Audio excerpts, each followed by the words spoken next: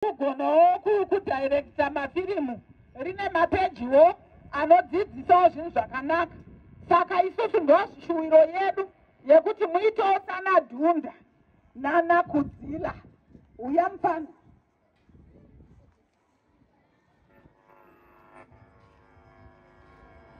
Pamusoro imese muri pano ndinotanga nemasabhuku kubva kuna Mambo pamusoro. Maticha edu ari pano kunyanya masabhuku pamusoro. Kusvika kuna ECD pamusoro indamira pamberi penyu.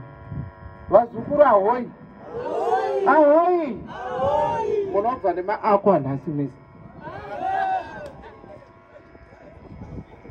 Ndati nditange ndichitaura izvi. Apa mana namba rwabhongo iri. Aundiudzire ndarwabhongo. Kana mudhogo ini ndakambamisa zvakuti havana kutaura. Murunzwa fana. Ini ndakambamisa dhogo. Ndakarova sikangi. Ndakarova mutoriro. Chandaidripa.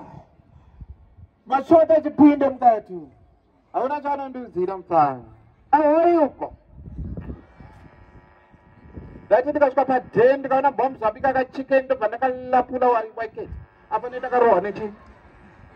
Ndibani. Bombs ichichamuka chikuru kuti asene kuti bombs tested.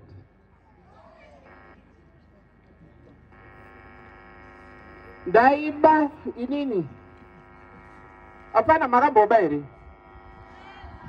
Muri kuona muzukuru uyu. Ari kuti muzukuru uyu. Ndakaba nemuzukuru uyu akataura kuti ndakaba uyu. Apana muzukuru. Tivaudze vanhu ava kuti tainyamura isu.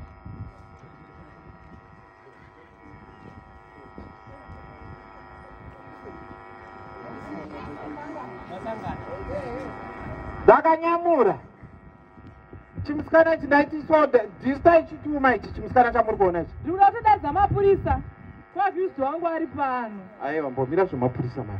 Ndatida kutaurira vafana kuti ini ndaiwaichenga sei. Aiwa, zvene kuti ini ndamukati uri panze. Aidzwa shakungwara kwangu, mira unzwa. Mukuona mukomana uyu. Ndiye aitovhura matanga uyu. Pandaiti ndaiba mombe pai. Iye mukomana, dumbu rese nyama yemombe dzevanhu dzataiba ichi. But waenda kunochenga, iwe aita akaona kuti chapa pane zimbudzi rakakora kunge inini rakadai. Aibva kuti manya kufaneka mbudzi. Iri gweregwere remusikana itsotsi. But ndiye akandidzidzisa. But onai rakanyura ndiri panze. Ndatokuona, polisa head.